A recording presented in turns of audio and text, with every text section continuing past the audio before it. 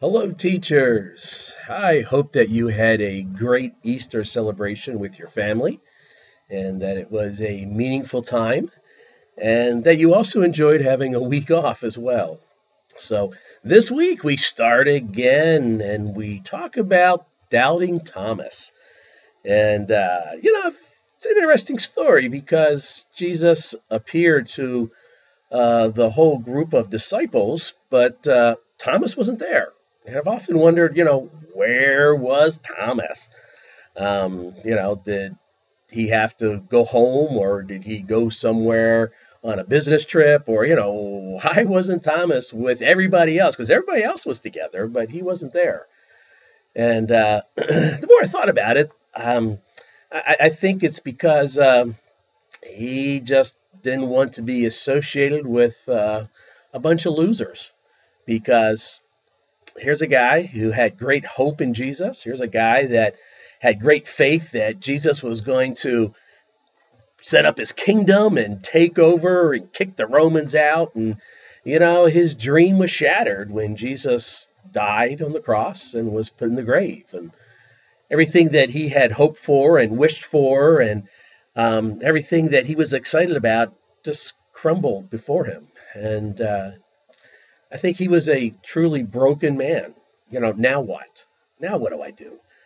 And so, yeah, I think he left because he just couldn't handle being around the other guys when, his hopes and dreams were crushed and there was nothing left to do but to sit around and mope and complain about, this didn't turn out as we expected. Um, so, yeah, he wasn't there when Jesus first appeared to the 12, and he didn't even believe the other disciples. When they told him, hey, we saw Jesus, Jesus is alive, yeah, da, da, da. I mean, he had such a bad attitude. I mean, talk about attitudes today. Well, Thomas had an incredible bad attitude. In John 20, it says that unless I see the nail marks in his hands and put my finger where the nails were and put my hand into his side, I will not believe it.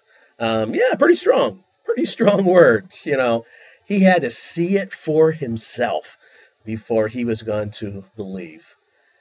And there's a lot of people today that are in that same boat. We can talk all we want about, hey, Jesus is alive, hey, Jesus, did that, did this, and the Bible's true, and they're like, yeah, so what, but unless they experience God for themselves, they're not going to believe it. So how are they going to experience God for themselves today? We can't go down, to Jesus' house and say, hey, Jesus, we want to see the nail prints. How are we going to help that? Help those people get beyond that, hey, unless I see him like Thomas, you're not going to believe. Well, as a Christian, we have God, the Spirit, living within us. And it is my hope and prayer and desire that as we teach, as we interact with our students, that they're going to see God in us, that the Spirit is going to control us and help us in our teaching and interactions, so that when people see us, they're impacted by God's Spirit working through us and helping us to impact them through our teaching and interactions.